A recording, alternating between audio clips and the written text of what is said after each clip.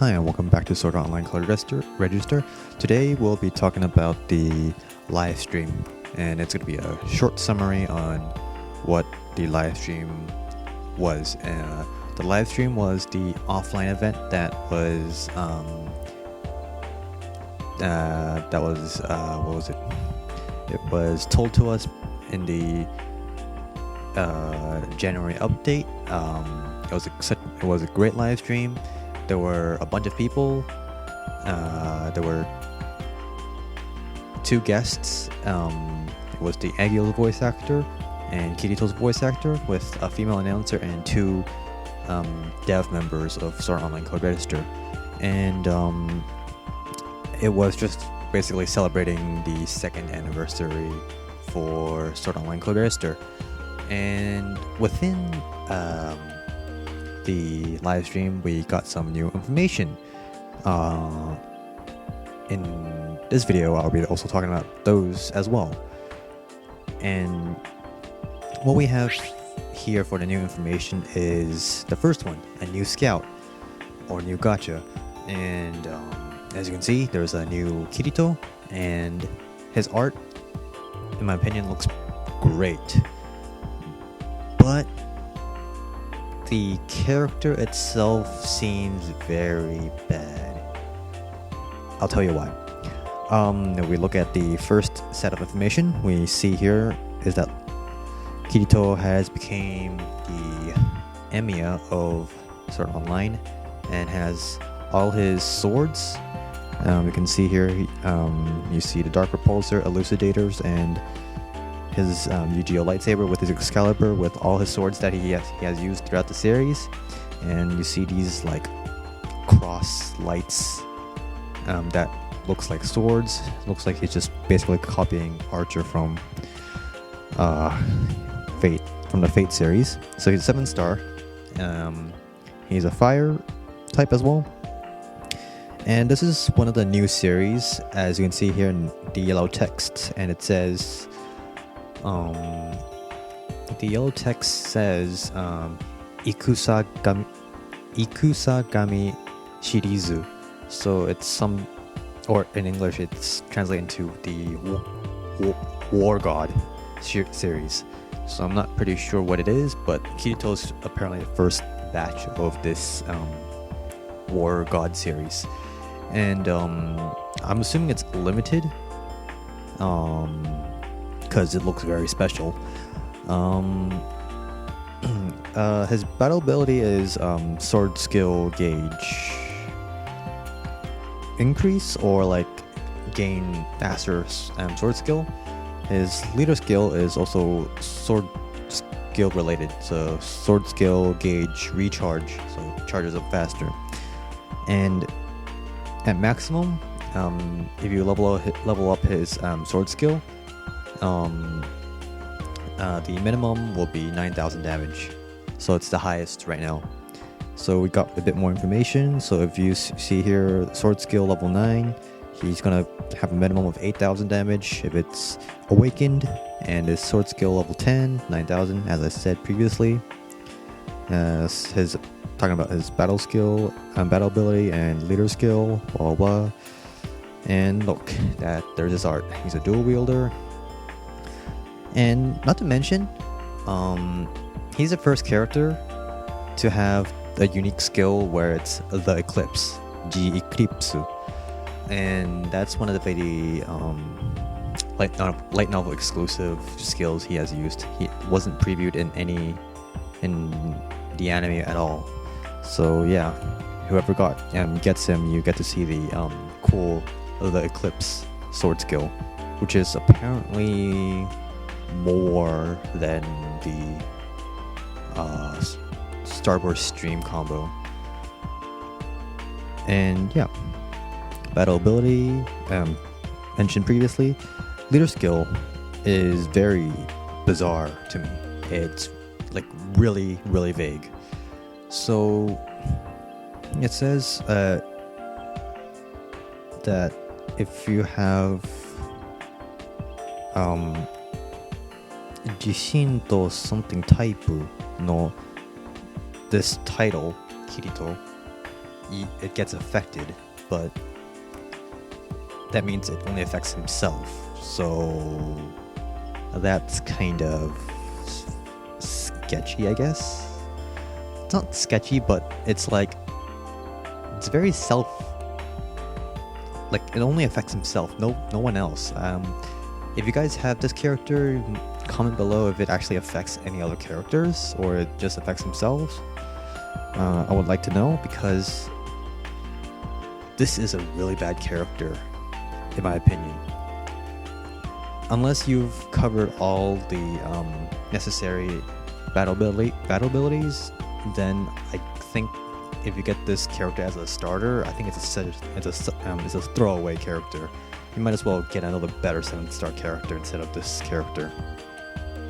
You see the stats that if you awaken from 7-star to 8-star, his stats are like 6,000 at minimum, and don't go past 7-star. But this is only Amoebus type, so if you get a Force type, these stats might be higher.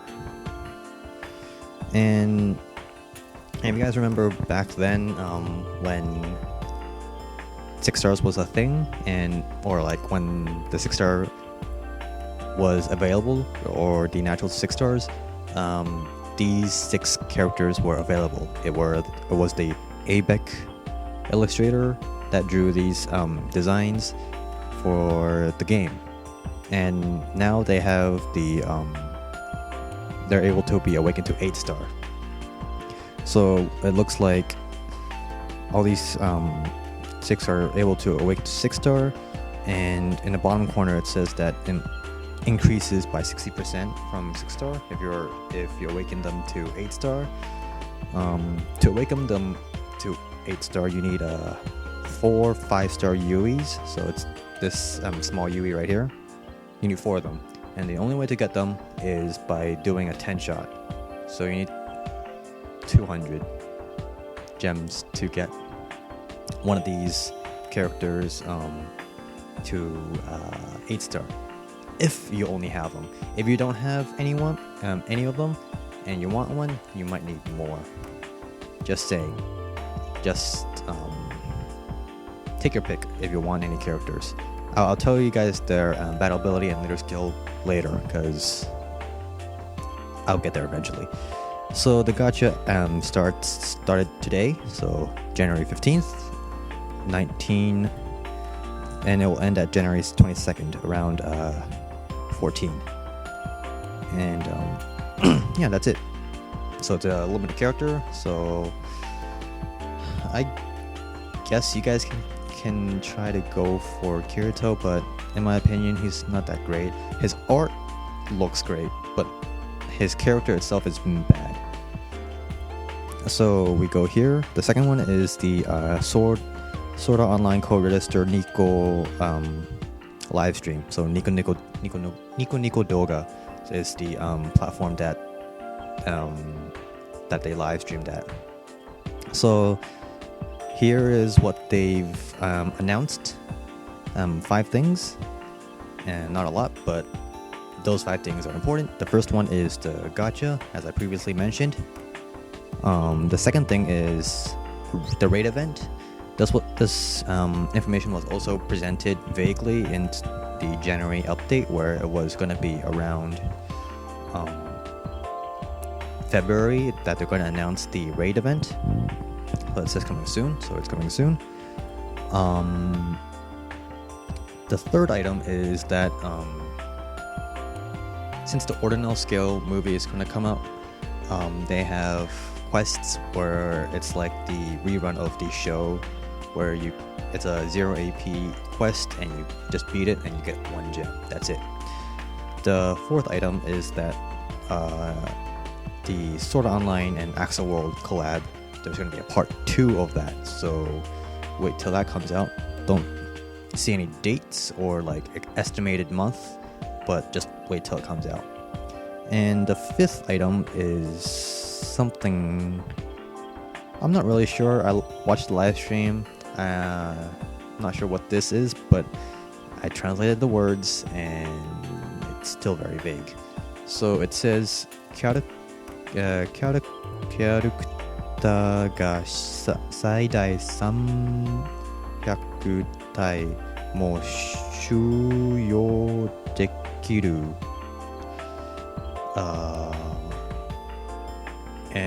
集会所 open. So I'm not sure, but I'm assuming that the character inbox is going to increase to 300. I'm not sure. I hope it is, because I always run out of space every time.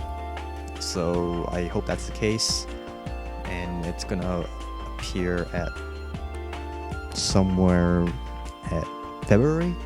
Yeah, February. So if we go back up here,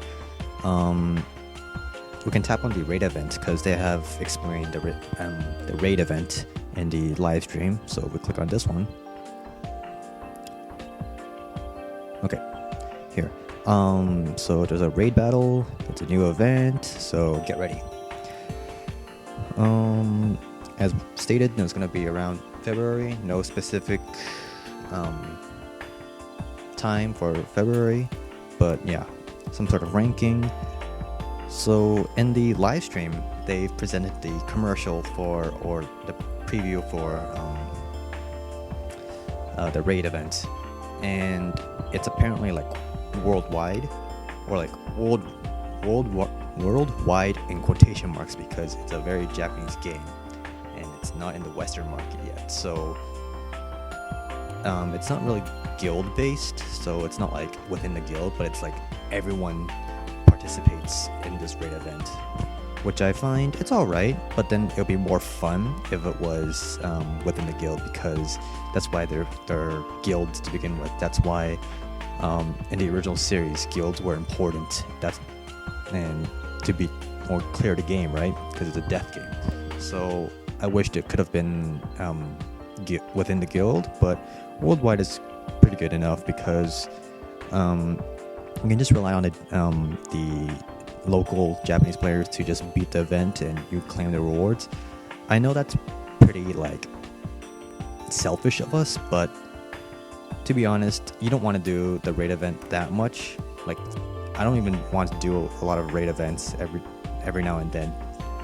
I'll just play it once and see how it does, unless they've implemented a rule where you have to kill or like do this much damage, kill how many times and stuff like that, just like how the guild events where you must reach up to 3,000 points to get the character, something like that. So yeah, interesting raid event. And if we go back out again, yes, the offline event where you get to kill these plushy Skull Reaper was very interesting, I guess. So we passed the mark for 150,000 kills. Apparently, within the live stream, we passed it, right? We barely passed it, so it was like 158k for kills. And we were originally supposed to get 5 gems, 1 7-star limerick item, and 3 max hammers.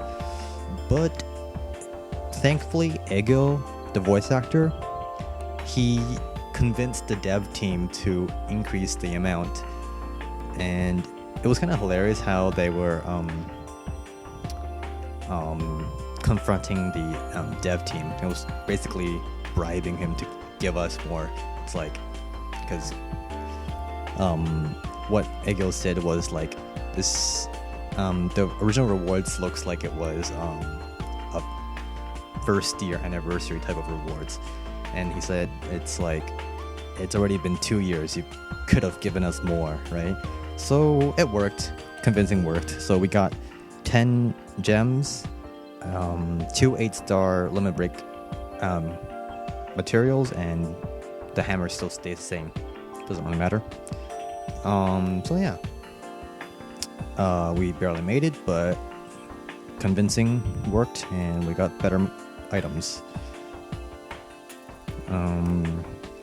Last but not least,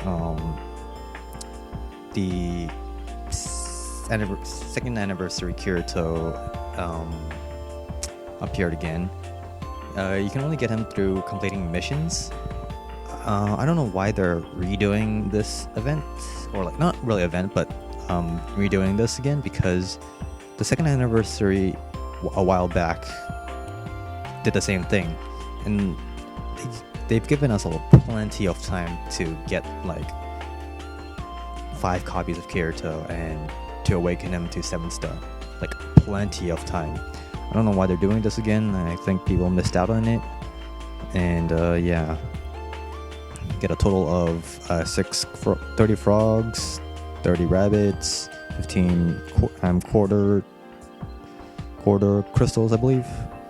And yeah, it'll last till January 30th, stuff like that. It's an exclusive Kirito with the voice actor Kirito having a sign on the right, as you can see. It's alright, I guess. And yeah, that's pretty much it for the live stream. I hope you guys somewhat enjoyed what they've given out to you, and I guess I've explained the majority of the items pretty clearly, I believe. I hope there was no errors. Yeah, enjoy the rewards. Hope you guys get something, especially the limit break items. I hope you guys get a success, because it's 8-star limit break items. Good luck on it, and yeah, just all good lucks to you, and thanks for watching.